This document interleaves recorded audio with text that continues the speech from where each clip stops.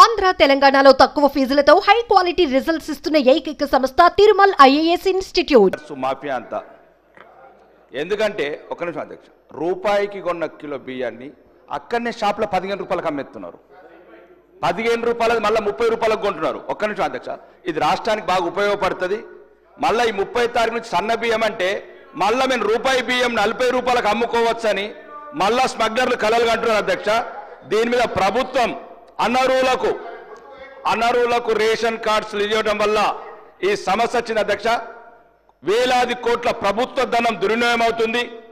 ఆకలైనోడికి బియ్యం ఇవ్వండి తప్ప అమ్ముకుంటోడికి బియ్యం వేయండి అధ్యక్ష. మీ ద్వారా ప్రభుత్వానికి చెప్తున్నా. మళ్ళా ఉగాది నుంచి సన్న బియ్యం ఇస్తున్నారు అధ్యక్ష. ఇప్పుడు రూపాయికి కొన్ని మళ్ళీ 40 రూపాయలకు అమ్ముతారు. రోజు 8 టన్నులు నిజామాబాద్లో మహారాష్ట్ర బార్డర్ ఉంది అధ్యక్ష. పెరికిట్ లాంటి గ్రామంలో బహిరంగంగా బెదిరిస్తున్నారు ఈ మాఫియా. యువకులకు ఎవరైతే చైతన్యవంతులు యువకులు వెళ్ళి ఈ రేషన్ బియ్యం పట్టుకుంటే అధ్యక్ష ఏం చేసుకుంటారో చేసుకోండిరా మీరు.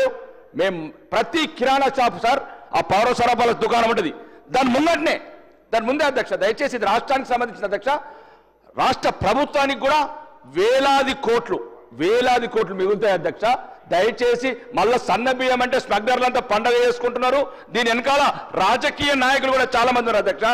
ఆ రైస్ బిల్లు మెయింటైన్ చేయడము, ఈ బియ్యం రీసైక్లింగ్ చేసుకుంటే ఈ మధ్యన కూడా కొంతమంది విదేశాలకు మారిపోయారు అధ్యక్ష. ఇది మా నిజామాబాద్ జిల్లాలో వందలాదికి 200 సుమారు 200 కోట్లు ఎగ్గొట్టిపోయారు. ఈ రాజకీయ నాయకుల ప్రమేయం ఉంది అధ్యక్ష. సుమారు కొన్ని 20-30 వేల కోట్ల అధ్యక్ష. ఈ తెలంగాణ పేద ప్రజలకు పనికొస్తుంది. దీని మీద ప్రభుత్వం సీరియస్గా ఆలోచించి ఉగాది నుంచి గౌరవనీయ ముఖ్యమంత్రి గారు సన్న బియ్యం ప్రారంభిస్తున్నారు అధ్యక్ష. దాన్ని ఎట్లా కంట్రోల్ చేస్తారో దీని మీద ప్రత్యేక కమిటీ వేసి సీనియర్ మంత్రులు